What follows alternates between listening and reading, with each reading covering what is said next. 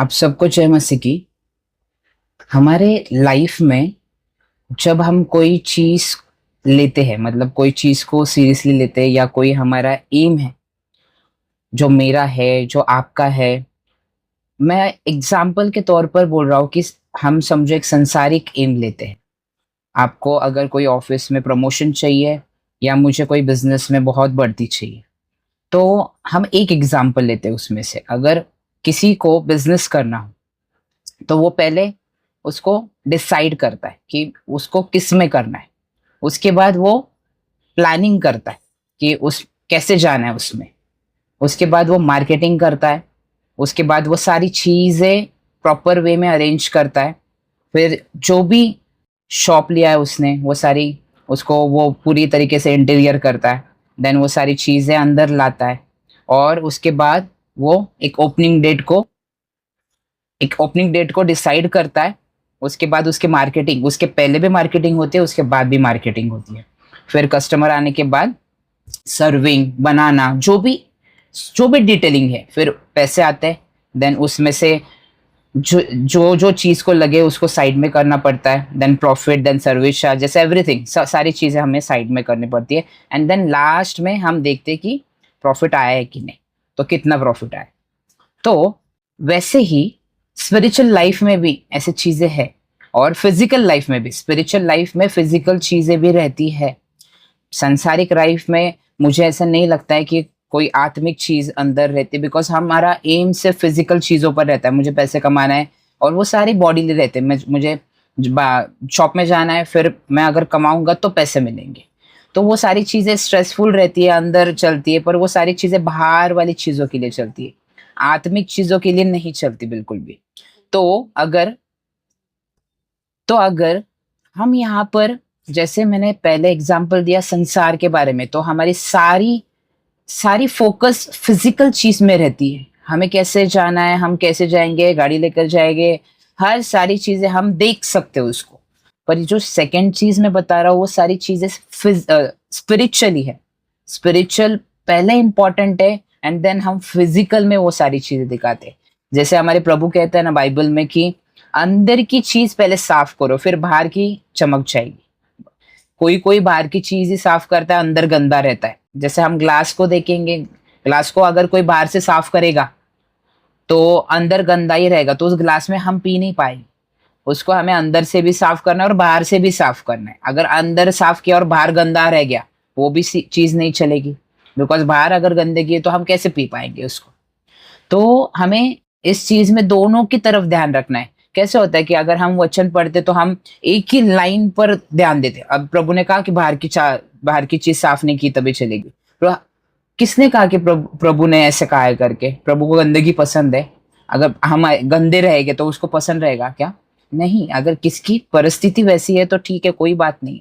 But अगर प्रभु ने हमें सब कुछ दिया है और हम नाक में हाथ डालकर खाना खा रहे, वो चलेगा क्या? नहीं चलेगा। बिकॉज कोई कोई बहुत ही उस वचन को वैसे इतना स्ट्रेट लेते हैं कि वो समझ ही नहीं पाता कि इतना कैसे उसको दूसरी तरीके से भी देखना चाहिए। मतलब हर एक वचन को बहुत सारे पहलू होते हैं, बहुत सारे साइड्स रहते हैं। जैसे प्रभु ने कहा कॉइन मुझे लाओ। किसी ने फरीसी ने उनको क्वेश्चन पूछा परखने के लिए कि हमें कर देना चाहिए कि नहीं। तो उन्होंने कहा कॉइन लाओ। तो कॉइन की एक तरफ केसर है, पर दूसरी तरफ उसने क्या कहा कि परमेश्वर का जो है उसको दो। हम क्या करते, कॉइन का एक ही साइड देखते हमेशा, और उससे ही हम सबको जज करने लगते या लीगलिज्म में जाने लगते। वो नहीं करना है हमें। सबकी साइड अलग अलग है। हमको एक एक वचन होली स्पिरिट हमें बहुत सारे तरीके से समझाता है। और शैतान की सबसे सबसे इंपॉर्टेंट यही चीज है, शैतान इससे हमें वार करता है। जब भी हम नए नए होते हैं ना, हम एक वचन ऐसे एकदम स्ट्रेट लेते, और उससे ही सारी चीजें हम भी खुद एकदम अटक जाते लीगलिज्म में और दूसरों को भी अटकाते। पर बाद में होली स्पिरिट हमें उससे निकालता है। तो मैं ये कहना चाहता हूँ आपको कि ये सारी चीजें स्पिरिचुअली भी इंपॉर्टेंट है। जैसे मती में हम देखते हैं, मती में 13 का 19 में से 19 से हम देखते हैं। ओके, 19 से 23 तक मैं पूरा नहीं पढ़ूंगा, बट मैं उससे आपको पॉइंट बताता हूँ। 19 का ये तो इस दृष्टांत के बारे में है कि जो बीज बोने वाला, ओके, जो बीज बोलने वाला है। तो स्टार्टिंग में देखो, जो कोई राज्य का वचन सुनकर नहीं समझता, उसके मन में जो कुछ बोया गया था उसे वह दुष्ट आकर छीन ले जाता है। ये किसके वजह से होता है ये सारी चीजें? देखो कैसे ले जा सकता है दुष्ट, शैतान हमसे वचन कैसे उड़ा कर ले जा सकते हैं? जब हमारे मैन ऑफ गॉड या हम टीवी पर किसी प्रचारक को सुनते हैं या हम बाइबल पढ़ते हैं, हम उसे सीरियसली सुन रहे हैं या नहीं, या सीरियसली पढ़ रहे हैं या नहीं, उससे डिपेंड करता है। अगर हम ऐसे मन से पढ़ रहे हैं कि हमारे हाथ में मोबाइल है या हमारे दिमाग में दूसरी चीज चालू है कि मैं अभी बाहर जाकर ये करूंगा, या दूसरी चीज वचन से ज्यादा इंपॉर्टेंट है, उसको कहते हैं डिस्ट्रैक्शन। डिस्ट्रैक्शन की वजह से शैतान, वो वचन यहाँ पर क्या लिखा है, वचन गिरता है। देखो, सुनकर, राज्य का वचन सुनकर, हमने सुना, वो अंदर गया है, सुना है, सुना है, सुनकर नहीं समझता। क्यों नहीं समझता? बिकॉज वो यहां तक ही सुना गया, बिकॉज अंदर कुछ तो अलग भरा हुआ है, डिस्ट्रैक्टेड है हम। जब हम वचन सुनते, हमें प्रभु से प्रे करना चाहिए कि हमें डिस्ट्रैक्शंस की आत्मा से बचा। और दूसरी बात, हमें ये खुद से बोलना चाहिए कि मैं प्रभु का वचन ध्यान से सुनूंगा, बिकॉज बाहर तो वो सारी चीजें हैं जो प्रभु हैंडल करेगा, पर जब हम चर्च में आते या जब हम बाइबल पढ़ते, तभी हमें सारी चीजें, सारे डिस्ट्रैक्शन को अलग करना है। दूसरी चीज, जब वचन हम सुनते हैं, हम बहुत आनंदित होते हैं, बहुत आनंदित होते हैं। आनंद से हम उसी वक्त डिसीजन लेते हैं, हाँ मैं आज से ये करूंगा, मैं आज से ये करूंगा। और बहुत आनंदित होकर हम जल्दी जल्दी घर पर जाकर बाइबल सब पढ़ते हैं, सारी प्रेयर वगैरह करते हैं, सब कुछ करते हैं, बहुत आनंद होते हैं, बहुत भर भी जाते हैं हम। थर्ड डे पर क्या होता है? वहां लिखा है कि जो सूर्य, जो सन का जो गर्मास है ना, उसके वजह से वो फूल झड़ जाता है। यहाँ पर मैं पढ़कर सुनाता हूं आपको। और जो पथरीली भूमि पर बोया गया है, यह वह है जो वचन सुनकर तुरंत आनंद के साथ मान लेते, पर अपने में जड़ न रखने के कारण वह थोड़े ही दिन का है, और जब वचन के कारण क्लेश आ उपद्रव होता है तो तुरंत ठोकर खाते हैं। तो हमें क्या होता है फिर? हम जब आनंद होते हैं, बहुत सारी चीजें होते हैं, तो झट से कोई चीज हमारे बीच में आ जाती है, या तू इतना वचन क्यों पढ़ रहा है, तू इतना ये क्यों कर रहा है, तो तू क्या ईसाई हो गया है क्या, तू क्या जीसस के बहुत बहुत पीछे चलने लगा है क्या? ये सारी चीजें हमें डिस्टर्ब करने लगती है। फिर तूने छोड़ दिया ये सारी चीजें। फिर क्लेश, मतलब वचन के कारण क्लेश, जो हम कर रहे हैं उसके कारण क्लेश, डर, उसके हम में डर आ जाता है। अभी ये क्या करेंगे, अभी समाज क्या कहेगा, अभी मेरे लोग क्या कहेंगे, मेरे मौसी क्या कहेंगे, मेरा मौसा क्या कहेगा, एक्सेट्रा। ये सारी चीजें हम लेकर, इन्होंने मेरी मदद की थी उस टाइम पर जब मुझे मुझे बहुत जरूरत थी, अभी मैं इनकी बात कैसे नहीं मानूं। ये सारी चीज हमें क्लेश में ला जाती है और फिर हम वो छोड़ देते। ठीक है। थर्ड थिंग, थर्ड, झाड़ियों के बीच में गिरा, मतलब संसार जो है, संसार की सारी चीजें, मतलब जो यहाँ पर प्रभु ने स्पेसिफाई किया है, यहाँ पर प्रभु ने कहा है कि धन का धोखा और संसार की चिंता। संसार की चिंता में क्या क्या आता है? संसार की चिंता में जॉब आता है, पैसा आता है, अपने फैमिलीज आते हैं, मम्मी पापा आते हैं, सारी चीजें आती है संसार की चिंता में। अगर कुछ बाहर हमने कुछ सामान देने के लिए रखा है, अगर वो लोग कैसे भी बिहेव कर रहे हैं, वो भी चिंता आ जाती है। बहुत सारी चिंता है संसार में। और धन का लोभ, मतलब हमारे पास सेटिस्फाइंगली पैसे है और तभी भी हमें बहुत कमाना है, उस पैसे को भी और चार, ये रॉन्ग नहीं है, बट वो वचन को कितना दबा रहा है वो देखना है हमें। मतलब ये चीज हम सोचते सोचते सोचते सोचते 24 आवर्स में से 23 आवर्स उसको ही दे रहे, और 1 घंटा सो रहे और 1 सेकंड का ही प्रार्थना करे, उससे भी कुछ फर्क नहीं होने वाला है। फोर्थ, यहाँ पर लिखा है कि अच्छी भूमि, अच्छी भूमि के ऊपर 30, 60 और 100 प्रभु ने कहा है। और जो अच्छी भूमि में बोया गया है वह है जो वचन को सुनकर समझता है और फल लाता है, कोई 100 गुना, कोई 60 और कोई 30 गुना। अभी ये जो अच्छी भूमि ये क्या है? देखो, ये जो मैंने आपको स्टार्टिंग से बताया ना, प्रभु ने हर चीज से हमें बाहर निकाला है। ऐसा ऐसे यहाँ पर कोई भी नहीं है कि जो पहले इसमें अटका है। सुनकर गायब, मतलब जो सीरियस है मैं बता रहा हूँ आपको, सुनकर गायब। हाँ, ये सारी चीजें शैतान की चाल है। जो नए हम में आए हैं उनको समझ में नहीं आता, पर हम सब जो पुराने हैं, हम इस प्रोसेस से हो चुके।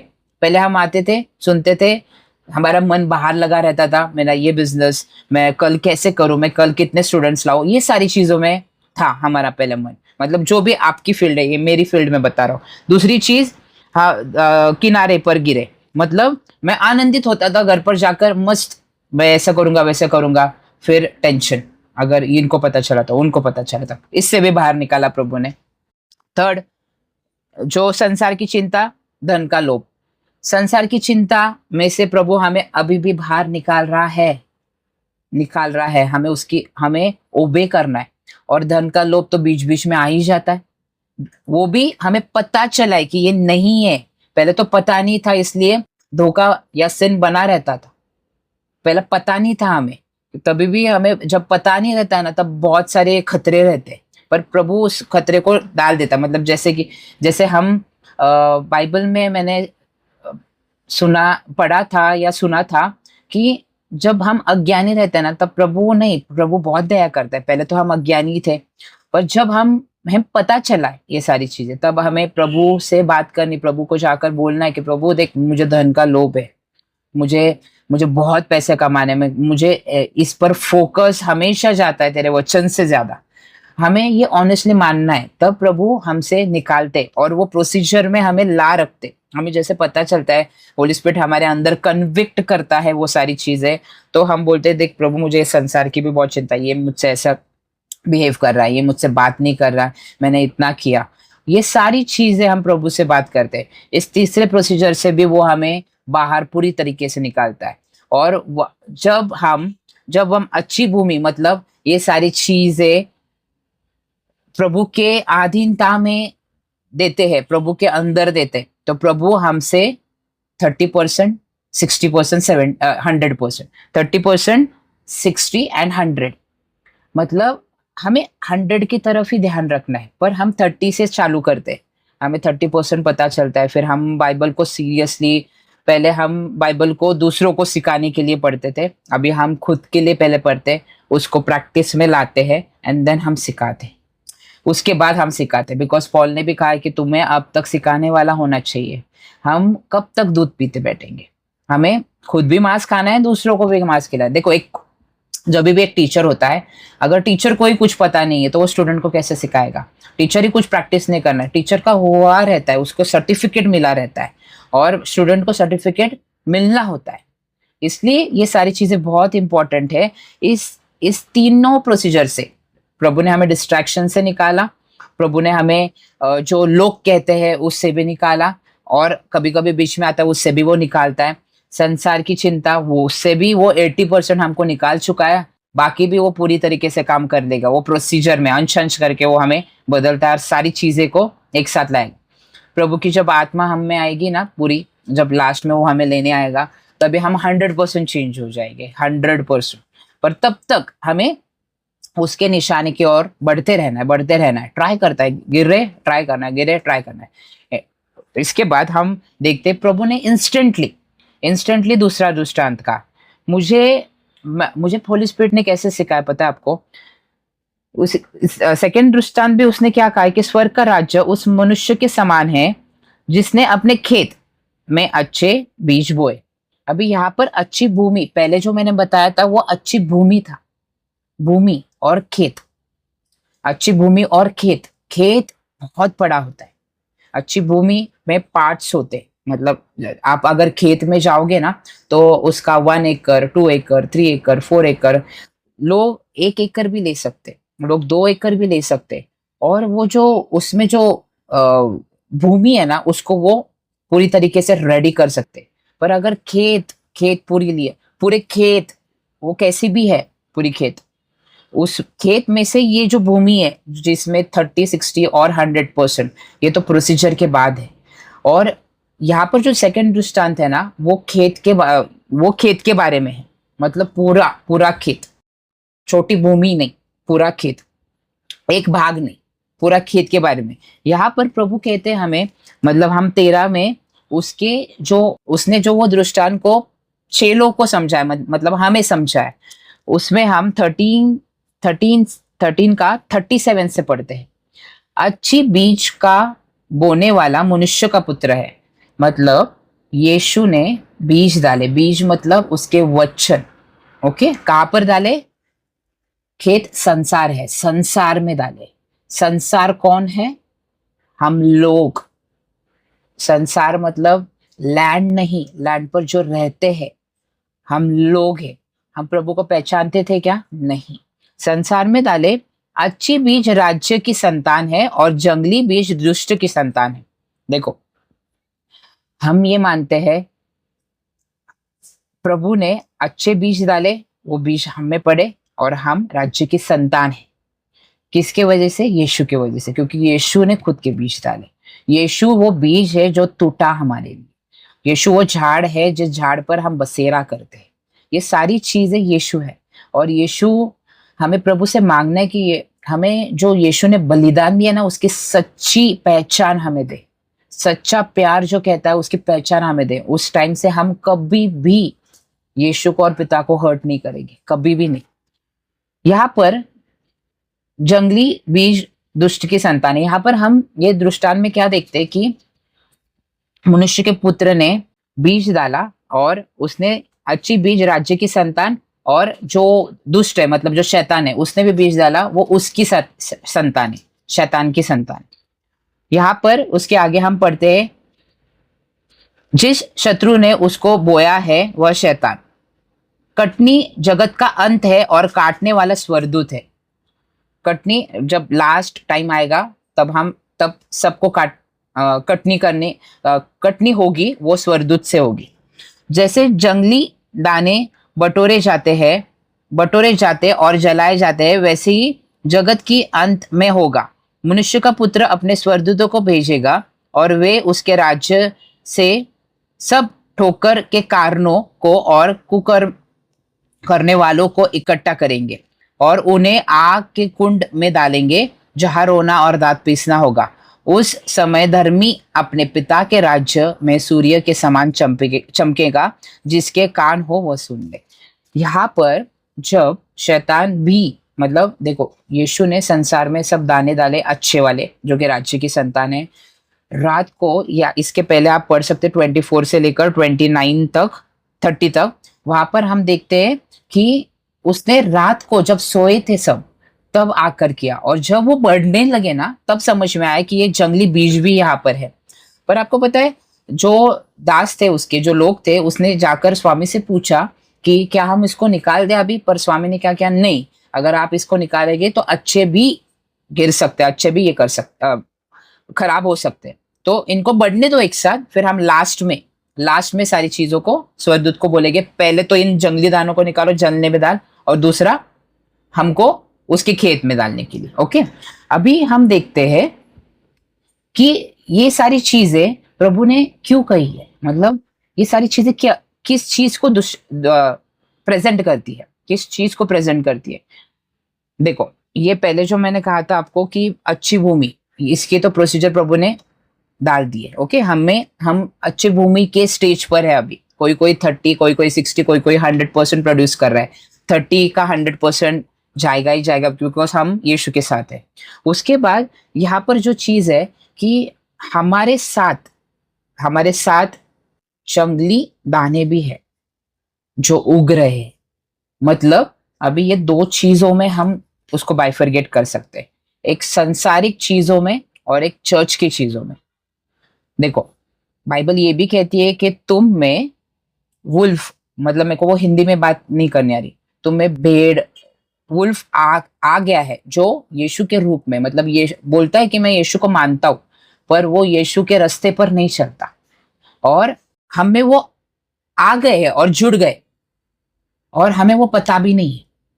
वे प्रभु ने कहा है यहाँ पर कि एक 41 में, 13 का 41 में, मनुष्य का पुत्र जो स्वर्गदूतों को भेजेगा और वे उसके राज्य में सब ठोकर के कारण और कुकर्म करने वालों को इकट्ठा करेगा।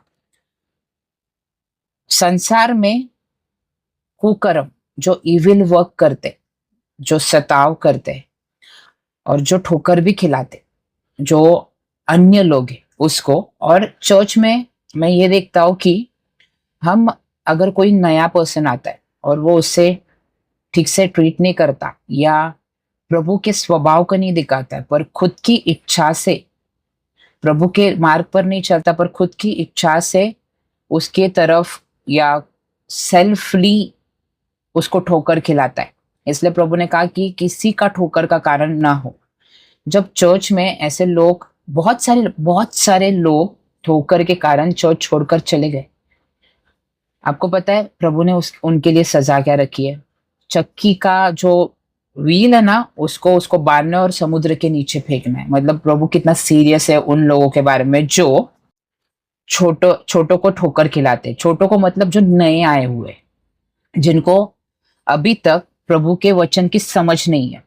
संसार भी खिलाता है, मतलब संसार मतलब जो अन्य लोग जिसको हम सुसमाचार सुनाते हैं, वो गुस्सा हो जाते हैं, वो बोलते हैं कि तुम्हें पैसे मिले, और वो माइंड को इन्फ्लुएंस करते हैं। उनका माइंड बोलते नहीं नहीं ये लोग अच्छे नहीं है, वो लोग अच्छे नहीं है, और कुछ बहुत भोले लोग उसमें फंस जाते हैं। प्रभु इन दोनों को पहले क्या करेगा? बांधेगा और आग में डालेगा। पहले उनको, यहाँ पर ऐसा ही लिखा है कि, और 42 में, और उन्हें आग के कुंड में डालेगा और जहां रोना और दांत पीसना होगा। प्रभु ने हमें डायरेक्टली कहा है कि देखो, अगर हम चर्च में हो या संसार में, वो जो दुष्ट का जो सीड्स है ना, वो हमारे साथ बढ़ रहा है, साइड में ही बढ़ रहा है। अगर हम सतर्क है तो हमें पता चल जाएगा कि वो चीज क्या है, और अगर हम नहीं है तो ठोकर या कुकर्म से करने की वजह से कुछ लोग पीछे हो जाएंगे। हाँ, प्रभु ने उनके लिए क्या सजा रखी है? डायरेक्टली आग रखी। और जो प्रभु ने जो हमें 30, 60, 100% दिया है, हम उनको डिसर्न कर सकते, और हम उनके बारे में प्रभु से प्रार्थना कर हम उनसे बात कर सकते। अगर प्रभु ने मौका दिया या कोई भी तरीके से, अभी समझो किसी को पता नहीं होता है कि वो किस में जा पड़े हैं, प्रभु हमें उनसे जोड़ता है। जैसे कि हमारा ही भाई है जो नया है, वो संसार की चिंता में इतना डूब गया है कि वो जो शैतान के दिए हुए काम थे, मतलब शैतान के दिए हुए अपॉर्चुनिटीज थे, उसको वो अच्छा बोलने लगता है। कि क्यों? क्योंकि अभी जो स्टेज है, अभी जो परिस्थिति है, शैतान उसको उसकी तरफ लेकर जाता है, और फिर वो संसार के चिंता में डूब जाता है, उसके रिस्पॉन्सिबिलिटी में। हमें उनको लाइट देना है, क्योंकि हम यहाँ पर राज्य की संतान है, और राज्य स्वर्ग है, और स्वर्ग का जो मेन है वो यीशु है, हमारा पिता है, जिसने हमें लाइट कहा है। हमें जहाँ पर भी होली स्पिरिट दिखाता है कि ये देखो, ये राज्य के संतान के बाहर की चीज, मतलब जो ठोकर खिलाने वाला पर्सन है, जो दिखाने वाला सेटन है, उनको जब हमें प्रभु कहते हैं कि इसको ये ओपन कर। और आपको पता है तरीका होता है सबसे बात करने का। जब भी कोई हमसे बात करे या कुछ कहे, हमें पहले कुछ भी एडवाइस नहीं देनी है स्टार्टिंग में, हाँ तू ऐसा कर वैसा कर, उनकी सुनकर लो, पहले फुल सुनकर लो कि वो क्या कहना चाहते हैं।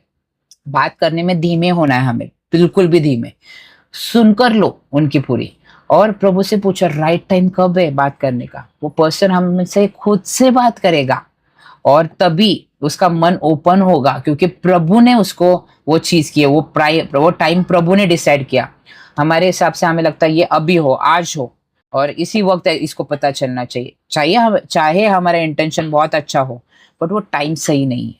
प्रभु से हमें हमेशा पूछना है, क्योंकि ये दो चीजें एक साथ हमारे साथ उग रही है, और प्रभु ने उसे अलाउ किया है। और हमें देखना है कि वो जो झाड़ है वो इस झाड़ को खराब ना करे।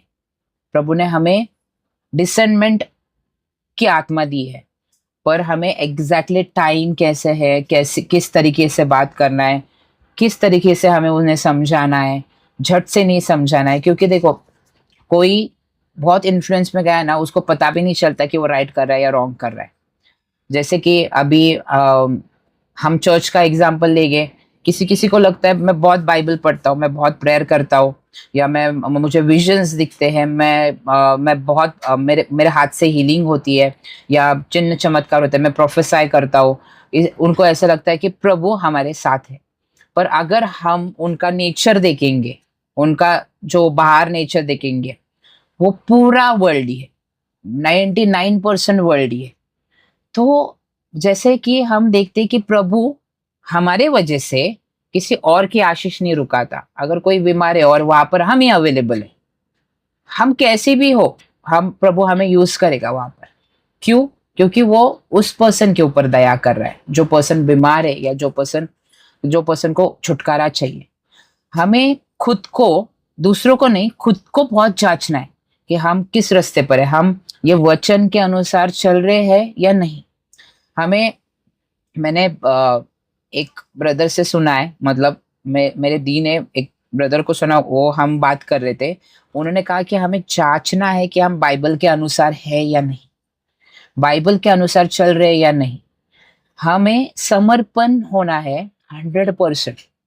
हम हमसे क्या होता है कि हम अ, जब भी दो चीज आए हमारे सामने, एक हमारी सेल्फ की इच्छा और एक बाइबल की इच्छा, तब हम देखते नहीं, थोड़ा तो चलना चाहिए, कुछ बात, कोई बात नहीं, मैं थोड़ी देर के बाद करूंगा। हमारा सेल्फ नहीं जीतना चाहिए, हमारी बाइबल के अनुसार जो बाइबल कहती है वो जीतना चाहिए, लॉजिक लगे नहीं लगे। क्योंकि ये दो चीज जो हमारे साथ बढ़ रही है, हमें ध्यान देना है कि प्रभु ने हमसे कहा कि अपना हाथ देकर उनको बाहर निकालो। ओके, पर हम भी खराब नहीं हो जाए, ये भी ध्यान देने लगाया है प्रभु ने हमें कि कैसे चीजें करनी। अभी हम देखते हैं कि बुरे लोगों के साथ संगति ना करो, ये सारी चीज वैसे नहीं है। हम अगर उनके साथ अगर हमें पता चला, तो हमें संगति, फेलोशिप में नहीं रहना चाहिए। फेलोशिप मतलब क्या? दिन रात वही, दिन रात वही, दिन रात वही, उन्हीं लोगों के साथ हमें उनके साथ मिलना है, उनको प्रभु के बारे में बताना है, हमारे नेचर थ्रू यीशु दिखना चाहिए उसमें, हमें उनको सारी चीजें बताना चाहिए। पर हमें उनके साथ फेलोशिप में नहीं जाना चाहिए, मतलब जहां पर वो जाए, अगर हम जाए तो हमें बहुत क्लियर होना चाहिए कि वो चीज हमारे कपड़ों पर नहीं लगे, हम उसमें अटकना चाहिए। हमें इतना डिसिप्लिन से, हमें पता होना चाहिए कि हम अगर किसके साथ 3 घंटे बिता रहे हैं, तो हमारा माइंडसेट उसके हिसाब से, वर्ड के हिसाब से, या प्रभु के हिसाब से। अगर हमारा फोकस प्रभु की तरफ है ना, तो हम कितने भी बुरी संगति में बैठे तो हमें उस पर दाग नहीं लगेगा, उल्टा हमारा जो नेचर है प्रभु के तरफ से, वो उनके ऊपर इम्पैक्ट करने लगेगा धीरे धीरे। हमें बिल्कुल भी ये ध्यान रखना है कि देखो, प्रभु ने हमें डिस्ट्रैक्शन से निकाला है। ओके, उसने हमें चिंताओं से निकाला है, सांसारिक चिंताओं से निकाला है, पैसों के, धन के लोभ से निकाला है। उसने हमें सेल्फ आनंद, जैसे कि हम वचन सुनते हैं, हम हमारे खुद के ऊपर बहुत भरोसा रहता है, अभी अभी मैं करूंगा, मैं करूंगा। हम नहीं कर सकते, हम नहीं कर सकते। हमें उसके पास जाना है, प्रभु मैंने ऐसे ऐसे सुना है आज तेरे दास से, मुझे करना है ये सारी चीजें, मुझे ताकत दे, क्योंकि अगर मैं करूंगा तो मैं 3 दिन, 4 दिन, 15 दिन, 1 महीना, उसके बाद मैं फूट जाऊंगा, टूट जाऊंगा, उसके बाद मैं वापस मेरे ओल्ड नेचर में आ जाऊंगा। तो मुझे ताकत दे, क्योंकि देखो, प्रभु ने सबसे पहले हमें एक चीज बोली, अगर तुम मेरे पीछे आना चाहते हो तो खुद का इनकार करो, खुद का इनकार, और डेली क्रॉस लो, डेली, एक बार इनकार नहीं, हर रोज, हर समय हमें खुद की इच्छा का इनकार करना। और वो किससे हो सकता है? देखो, अगर हमें पहले से हम एक मैनेजमेंट कर रहे हैं, मतलब हमारी खुद की कंपनी है, हमने खुद किया है, हम किसी के अंडर नहीं है।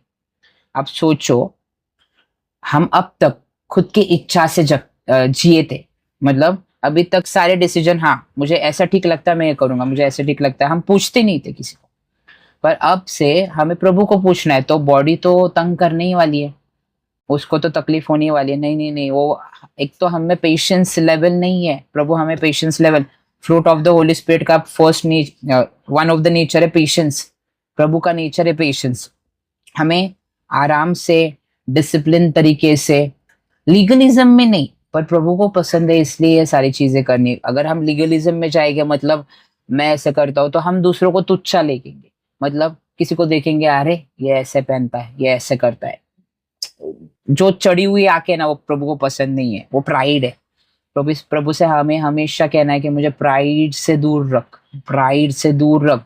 अगर कोई हमें हमें कुछ अच्छा कहता है, उसके बाद वो थैंक यू जो प्रभु को एक सेकंड में हमें वापस करनी, कि तेरे वजह से ये सब कुछ है और तेरे लिए ये सारी चीजें, क्योंकि तूने मुझे ऐसा बनाया। वो प्राइड को अंदर लाना ही नहीं। प्रभु से हमें हर रोज प्रार्थना करनी कि मुझे घमंड से दूर रख, क्योंकि सारी चीजें घमंड से ही चालू होती है, सारी चीजें सेल्फ से ही चालू होती है मुझे।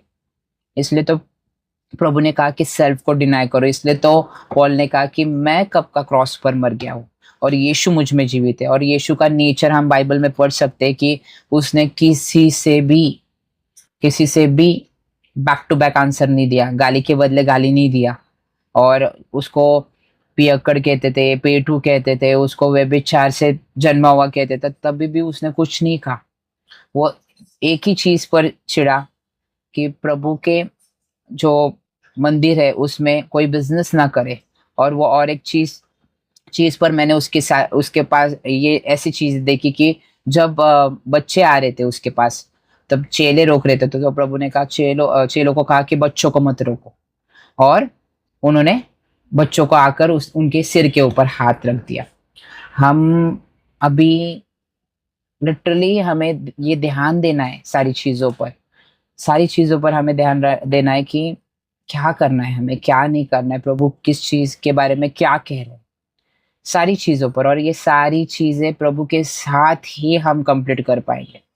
प्रभु हमारे जो परमेश्वर पिता है, वो अकेले सब कुछ कर सकते हैं, सब कुछ एक वर्ड से। उधर बैठकर ये पूरा सारी चीजें कर सकते हैं, पर उनकी इच्छा है कि वो हमारे साथ पार्टनरशिप करें। उनकी इच्छा है कि मैं मेरे बच्चों को पूछ कर करूं। उनकी इच्छा है कि मैं इनको ये पोजीशन दूं। तो हमें ग्रांटेड नहीं लेना है वो सारी चीजें। प्रभु मेरे बिना कुछ नहीं कर पाएगा, नहीं, वैसे नहीं है। प्रभु सब कुछ कर सकता है। वो उसका प्यार है कि वो हमें उसका प्रेम, उसका पावर ऑफ अटर्नी, उसकी सब कुछ सारी चीजें शेयर करना चाहता है। मतलब एक बहुत बड़ा पर्सन हमें शेयर करना चाहता है, प्यार भी करना चाहता है। सिर्फ करने के लिए उसको हमसे कुछ नहीं चाहिए, क्योंकि उसने ही हमसे बनाया। वो मतलब के लिए हमसे प्यार नहीं करता है। जैसे हम पहले थे कि इससे कुछ तो काम मिलने वाला है, इसलिए इसको मस्का लगाते, इस ऐसे करते, वैसे नहीं है उसका। वो शैतान का नेचर है। प्रभु से हमें क्या मिलने वाला है? कुछ भी नहीं मिलना, क्योंकि उसने ही हमें बनाया। क्या दे सकते उसको हम? पर मैं एक बार मैंने ये गाना सुना था, हम क्या दे सकता हूँ, तो मुझे होली स्पिरिट ने अंदर से कहा तू दे सकता है उसको। प्रभु ने ही तुझे विल दी है तेरी, तो वो विल उसको दे सकता है और बोल सकता है कि तेरी विल मुझ में कंप्लीट कर। ये हम दे सकते कि हमारी जो इच्छा है वो उसको दे सकते हैं और उसकी इच्छा कंप्लीट कर सकते हैं। मैं ये बताना चाहता हूँ आपको, मैं बहुत जगह पर घूम कर आया हूँ। होप आपको इस मैसेज से मुझे और आपको बहुत आशीष मिले, क्योंकि मुझे नहीं पता था मैं क्या बात करने वाला हूँ। मैंने होली स्पिरिट से ही प्रार्थना की थी कि तू बोल, क्योंकि मुझे नोट्स बनाने में थोड़ा सा, मतलब मैं अगर कुछ बोलूँ और मैं नोट्स बनाऊँ तो मुझे नहीं आता है वो, मतलब वे पॉइंट से उल्टा मैं जब नोट्स बनाता हूँ तो मैं बहुत कंफ्यूज हो जाता हूँ। तो मैं होली स्पिरिट को बोलता हूँ कि तू ही मुझसे बात कर, तू ही मुझे सिखा, तू ही मुझसे सारी चीजें कर। सारी चीजें नहीं होती है हम में, सारी चीजें नहीं होती। जब हम बोलते हैं हमें भी पता नहीं चलता हम क्या बोल रहे हैं। फिर बाद में हम सुनते हैं उस वीडियो को तो बोलते हैं कि ये मैंने बोला, ये मैंने, मतलब उतना दिमाग ही नहीं है ना हम में। प्रभु ही देता है हमें वो दिमाग। चलो, आप सबको जय मसीह की। होप आपको इस मैसेज से मुझे और आपको बहुत आशीष मिले। आमीन।